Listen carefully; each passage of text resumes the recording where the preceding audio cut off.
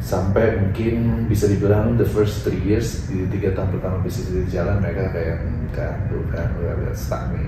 Namanya juga jalannya bisnis, gue umurnya masih dapat 1, 2, 3 itu masih belum tahu apa-apa, masih nyoba sana situ, udah mulai ditawarin mau coba sekolah pilot aja nak, udah mulai sindiran kayak gitu, kayak gue ada udah lose hope kayaknya ya gue di industri ini, cuman sampai bisa melihat mereka berdua melihat kayak oke, emang anak gue ini itu bukan kayak kakak-kakaknya gitu yang emang di industri bisnis yang lain gitu. Sampai gue bisa membuktikan itu, terus sekarang gue bisa menjalankan dan menghidupkan keluarga gue dari industri yang dari kecil yang gue emang udah komit dari segi atletnya, terus gue sempat latihan jadi belajar jadi coach kayak gimana, terus gue belajar kuliahnya kayak gimana, gue bisa ngidupin keluarga gue yang penting ya kayaknya sih masih happy aja yang gue sebenarnya gue harus kasih 100 lah kalau emang gue selalu nanya itu di podcast lo. Lu belajar semuanya dari A sampai Z sehingga lu tahu gimana cara bounce back-nya secara ilmiah gitu maksudnya. Semua learning lessons of life aja juga pasti gue dapetin dari olahraga lah. Berarti tujuan lo itu lo akan gapai dengan sabar? Absolut, ya, sama sabar. Selalu sabar. Gimana caranya sabar versi? Ya agak susah ya kalau sabar, kadang-kadang ntar bisa dibilang lo kayak nungguin opportunity aja lagi. Karena kita berdua, anggap aja kita berdua paham bahwa sabar itu adalah dinamis. Kita harus tetap gerak kan? Tetap harus gerak. Oke. Gitu. Jadi gue nggak mau bilang oke, iya harus sabar, tapi bukan diartikan ya udah lu tunggu ya, ntar juga datang bakal datang ke pangkuan lo, enggak juga gitu. Lo harus agresif juga once opportunity-nya ada menurut gue gitu. Jadi step-stepnya sih karena gue masih ngepil reputasi gue di luar Pulau Jawa aja, itu sekarang step gue dan take it step by step aja sama gitu. Lo latihan 5 hari seminggu sebagai atlet gitu, lo nggak usah mikirin hari yang ke Sabtunya di hari Sabtu, ya udah lo pikirin latihan hari Senin aja dulu gitu. Jangan karena coachnya bilang minggu ini lo bakal latihan 5 hari, lo bakal gue hancurin badannya ya. Anjing, lo latihan sampai Sabtu nih, enggak, udah lo pikirnya udah lo kotak-kotakin, lo fokusin. Sekarang kita coba fokus Senin aja dulu. Sekarang gue fokus, coba fokus Medan dulu deh. Yang penting di Medan nama BSS udah kedengeran nih. Sekarang udah Rabu, gue latihan lagi. Oke, yaudah deh, gue sekarang fokus Bali aja deh. Step by step. Di mana di situ? Kalau sampai gue pengen hari Senin, Surabaya jadi ya, Medan jadi, Bali jadi, Bandung jadi, semua hari Senin. Ini yang mungkin jadinya batas. Oke, lo nggak sabar. Gitu. Mungkin itu kali ya agresif sabaran dulu. Mungkin di situ kali. Nah, gue juga agak kurang clear kali penjelasannya. Agresif, maksudnya gas-remnya juga gas lah gitu. Jangan sampai lo nggak sabar gitu, lo nunggu gitu. Lo harus cepet bola, lo harus tes. Di 3 tahun pertama lu saat semuanya ngeraguin lu ragu sama diri lu nggak? Iya. Gue ragunya sampai gue bener ya gue balik ke sini untuk kerjaan ini. Apa fokusnya di sana aja? Karena di sana lowongan olahraga masih lebih banyak. Segitunya. Ada niat yang sedikit api nasionalisme nggak gue harus Indonesia, gue harus pulang? Cuman keluarga doang sih. Okay. Kalau nasionalisme negara ini karena gue dari kecil dari luar ya, mungkin nggak sekuat nama angkatan teman-teman gue yang lain gitu. Tapi karena keluarga gue masih di sini dan gue ngeliat betapa happy-nya mereka melihat pas gue memutuskan untuk Bali, udah itu nyawa terakhirnya sampai gue kayak gue coba balik lagi deh. Gitu. Cuman mereka doang. Gitu. Berarti waktu lu ngerasain sejatuh-jatuhnya gitu, harapan lu adalah keluarga lu aja? Udah nyampe di situ. Lu belum nikah waktu itu? Belum. pokoknya keluarga lu harus buktiin buat keluarga lu. Karena sebelum gue balik ke sini, gue udah 10 tahun di sana. Karena kan bokap gue dinas pas gue masih kecil. Akhirnya gue SMP, SMA, S1 semuanya di sana. Itu. Jadi gue nggak pernah ngerasain besar di Jakarta sebenarnya waktu itu. Jadi pas gue pertama kali pindah ke sini, gue waktu itu ke sini cuma liburan doang. Nggak pernah tahu tuh yang namanya harus macet ke Sudirman atau pagi-pagi harus ke sekolah, nggak pernah tahu. Sampai 6 bulan pertama gue nyampe, gue nggak pakai sedih, nggak pakai apa, gue langsung kerja aja, langsung mulai kerja. Habis itu culture shock tuh. Kerja sebenarnya? Langsung ngurusin ini, ngebangun ini. Lu ngebangun ini ngomong apa? Gue berdua. Oke. Bertiga lah sama abang gue. Opportunity-nya datang memang sudah di offer pas gue masih di sana. Gitu. Jadi emang partner gue ini sama abang gue ini gila bola banget, mereka gila bola banget. Cuman mulai dengan sekolah bola aja. Yang gue tahu juga awalnya sekolah itu, bola. that's it, cuman itu doang. Ada yang ngurusin marketingnya, ada yang ngurusin komersialnya, tapi kan karena lo sports management, lo ngurusin the program. Gitu. Jadi kita saling ngisi lah. Terus di situ gue menentukan, kalau gue bantuin, berarti gue for good. Gue meninggalkan plan gue yang tadinya mau langsung kerja di sini. Cuman berdasarkan karena menurut gue lowongannya lebih banyak, kesempatannya lebih banyak. Gue nggak bakal bingung kalau ternyata ada satu kerjaan yang nggak cocok, gue bisa ada kerjaan lain, kayaknya no problem, lowongannya ada di situ. Tuh. Jadi silakan. udah buka ya? Boleh. Lampu. Oh iya, 10 menit. Nggak dinyalain. Nggak boleh. Sama-sama. Next kita buka Udah kali 56 kan? situ aja ya. 56. Data nanti dicetak lagi. Iya, Kalau udah. Terima kasih. Sama-sama. Jadi lu sama kakak lu udah tawarin di sana, habis itu lu datang ke sini langsung bangunin. Kakak gue udah punya kerjaan, dia emang dari awal bilangnya gue bantuin sebagai sambilan aja gitu. Kalau gue disuruh go 40 hours a week, 9 to 5 untuk komit di sini gue nggak bisa kayaknya. Gitu, gue nggak berani. Gitu. Partner gue satu lagi memang backgroundnya dia pun juga udah gila bola, tapi memang dia mau memutuskan untuk menjadi entrepreneur lah ya. Gitu, dia entrepreneur. Gue for good berdua sama dia, gitu. Karena gue udah punya kerja, jadi kita berdua nih di sini. Ya udah, kita start, oke. Kita start dari mana? Akhirnya kita lihat, ya udah kita.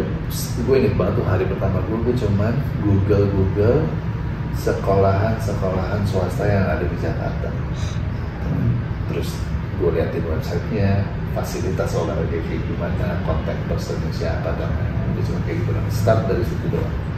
Habis itu memperkenalkan program-program kita. Gue sempat bikin coaching klinik.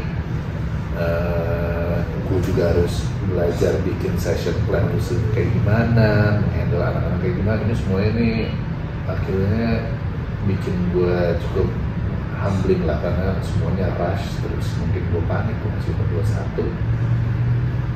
Terus gue culture shock juga, dikit-dikit macet. Ini gue lost confidence kalau ini keputusan yang benar. Tapi akhirnya lo jalanin balik lagi, fondasinya tetap buat keluarga sih. Betul. Pokoknya gue ngomong sama temen-temen gue semuanya, lo tinggal sabar, takes time, tunggu dulu. Lo jangan sampai expect roller coaster jalannya lancar gitu.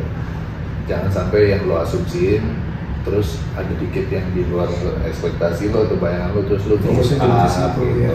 Pokoknya gue dapat masukan kayak gitu, agak-agak mental ya kan, kasih nasihat juga gue kayak mental sampai jawaban gue tinggal bokap nyokap.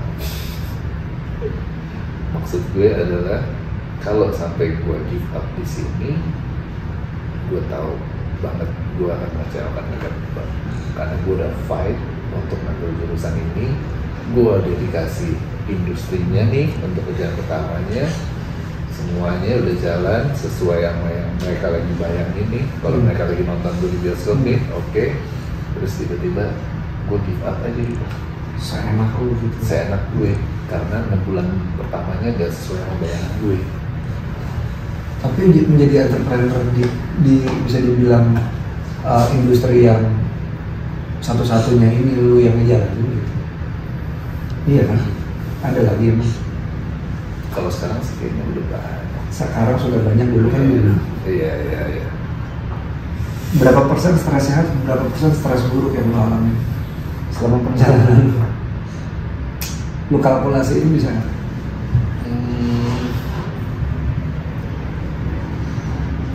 Satu-satunya yang bikin stres buat gue itu adalah gue gak pernah weekend. Karena kelasnya Sabtu pagi, Minggu pagi, Sabtu sore, Minggu sore, Sabtu pagi, Minggu pagi. Temen-temen gue semua waktu itu ke Lucy lah, ke apa lah. Ya, gue cabut deh, gue duluan deh. Besok pagi gue gak bisa. Itu stressful. Tapi lagi-lagi mungkin gue udah mengalami bagaimana gue manage emotions gue dari pas gue jadi atlet. Teman-teman gue pada party, gue harus pulang, gue harus tidur karena besok pagi gue bakal disiksa sama party gue. Jadi gak seberat itu. Yang paling berat mungkin ya, dulu gue belum digaji siapa-siapa, sekarang gue udah punya duit sendiri. Terus gue mau spend sama teman-teman gue. Kadang bisa, lebih seringnya nggak bisa. Apalagi sekarang lu digandulin sama banyak orang, hidup kan bergantung ke lu banyak banget. Iya. Itu cukup berat ya. Karena lu akhirnya jadi pemimpin tim beneran, bukan cuma. Jadi gue, karena gue waktu itu paling muda juga, gue fresh graduate, gue bilang sama partner gue, lu ngajak-ngajak gue untuk berdiri satu bisnis, tapi gue gak punya pengalaman apa-apa. Gue fresh graduate nih, gue belum kerja apa-apa. Gue mau mengkotak-kotakin gue sendiri ya. Gue pengen fokus di olahraganya aja dan perkembangan. Tapi kalau lo mau ngomongin manajemen apa-apa, jangan sampai lo expect gue bisa do banyak gitu. Lo harus ajarin gue dulu gitu. Dan itu berjalan year by year lah, tahun per tahun tuh gue belajar pelan-pelan. Dan gue akhirnya di posisi gue yang sekarang itu pas pandemi. Justru pas pandemi. Terus gue kan sekarang gue CEO nya. 8, ini kan 2011. Jadi 8 tahun tuh ya gue coba fokus di spesialis gue, which is di olahraga sendiri. Gimana handling coach gue pengen anak-anak diajarin ABC ya. Lu jangan sampai yang di Kelapa Gading sama yang di Pondok Indah beda ya. Kita nggak mau kentang McDonald di Pondok Indah sama di Kelapa Gading rasanya beda ya. Iya. Asinnya harus sama, garingnya harus sama, jangan sampai satu lepek. 8 tahun. Iya. Itu jadi gue dari coach koordinator. Gue turun langsung dulu latih. Jadi head coach dulu, meraba lah. Dari head coach, oke, ini udah running. Sekarang kita mau expand ke Kelapa Gading. Oke, gue head coach. Cari coach lokalnya di situ siapa? Oke, udah jalan. Oke, pengen buka lagi di Kuningan. Oke, buka lagi. Jadi gue mewakilkan venue-venue yang buka dulu deh. Sampai akhirnya ada 12. Ini 12 harus punya yang dilapor dong. Kalau ada apa-apa di venue itu, akhirnya gue udah gak dibolehin lagi sama partner gue. Lo harus helikopter view nih. Gue tahu lo enjoy sama anak-anak, gue tahu lo suka banget sama anak-anak, lo suka banget melihat perkembangan mereka. Tapi lo harus ngalah this time. Kalau bukan lo siapa? Karena ya dari 12 itu mungkin lo yang hidupin lo yang bikin season sekarang rame. Sekarang mereka ada lapor, mereka harus report, tapi nggak ada payungnya. Dan di situ gue mulai benar-benar belajar tentang manajerial lah, gitu. Karena gue sekarang cuma bisa, lu tadi kurang ini, lu udah nggak bisa jadi contoh kayak, sih gini loh, kalau ngelatih tuh kayak gini lagi, gitu. Udah nggak bisa lagi gitu. Tapi kan lu adalah orang yang memahami field loh ya. Betul. Kan banyak orang di posisi penting tidak tahu apa yang dia lakuin. Iya. gue harus cari cara gimana caranya gue ngajarinnya secara manajerial. Oke. Karena kalau gue mau ngambil gampangnya, lo satu ketemu gue deh di lapangan, lo ikut gue ngeliatin, itu udah gak ada waktunya kalau lo nge-handle 12 titik. Jadi harus lewat meeting. Gue pengen standarnya gini-gini, gue harus cari tahu cara paling manajerial itu kayak gimana. Gitu. Karena gue nggak bisa ngumpulin mereka untuk praktik di lapangan. Sesinya kan Sabtu Minggu semua. Hari biasa ini mereka part-time coach, ada kerjaan lain. Gitu. Jadi udah nggak ada waktu gimana caranya, either gue pakai video, either pakai slideshow. Nah ini something new tuh, itu stepping stone lah buat gue. Yang tadi gue sukanya demonstrasi aja, langsung di lapangan nih. Biar jelas. Lo lakuin, gue lakuin. Enak banget, itu pasti paling cepet nangkepnya. Jadi gue nggak ngomong doang nih. Nggak ngomong doang. Itu gimana caranya itu, waktu itu challenging banget. Masuk nggak ya nih ke kurs-kurs gue, masuk nggak ya? Gitu. Habis itu gue harus pantau lagi mereka satu-satu. Lu kan orang yang tahu apa yang lo lakuin dan kebetulan semesta mendukung lu. Bukan kebetulan ya, syukurnya adalah semesta mendukung lu karena lu pantas ada di situ, megang posisi yang cukup krusial, itu adalah CEO-nya bisnis lu. Tapi lu masih ngerasa belum pede untuk memegang sesuatu yang lebih besar lagi. Gue punya satu pertanyaan. Kalau dibungkus nih dan udah BSS, besok udah aman lah, beres. Betul-betul ditanya untuk udah lu megang yang lebih gede dari BSS tanpa memikirkan lu bisa atau enggak, gue cuma akan bertanya, gue simpelin ya, tiba-tiba lu jadi Menpora, lu ditunjuk menjadi kandidat Menpora, di luar dari semua kepedean lu dan lain-lain, target lu dan lain-lain, lu tunjuk dengan Menpora. Pertanyaan gue adalah, lu tahu nggak apa yang harus lu lakuin? Kemungkinan besar enggak? Kemungkinan besar enggak? Karena menurut gue kalau Menpora berarti tetap visinya semestinya dari Bapak Presiden kayaknya. Menpora dia maunya apa, terus sekarang udah nyampe mana, itu kurang clear.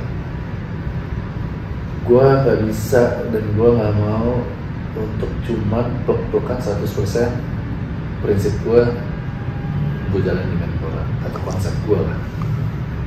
Karena kalau ternyata itu nabrak sama apa yang mau Pak Presiden juga percuma gitu. Jadi itu yang pengen buat. Kalau interest atau misalkan dibilang straight 100% enggak, langsung gue tolak mentah-mentah, mungkin enggak juga.